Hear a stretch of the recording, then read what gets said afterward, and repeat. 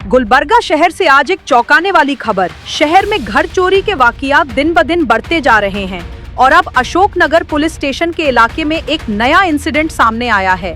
Parvati layout में शरण बसप्पा चौधरी के घर पर चोरी हुई है।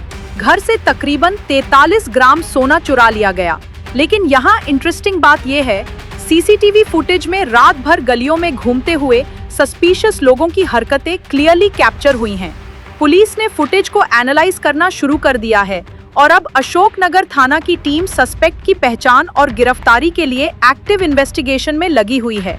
लेकिन सवाल ये है, गुलबर्गा शहर में दिन ब दिन बढ़ती इन चोरी की वाकयात को रोकने के लिए पुलिस अब क्या मजबूत कदम उठाएगी?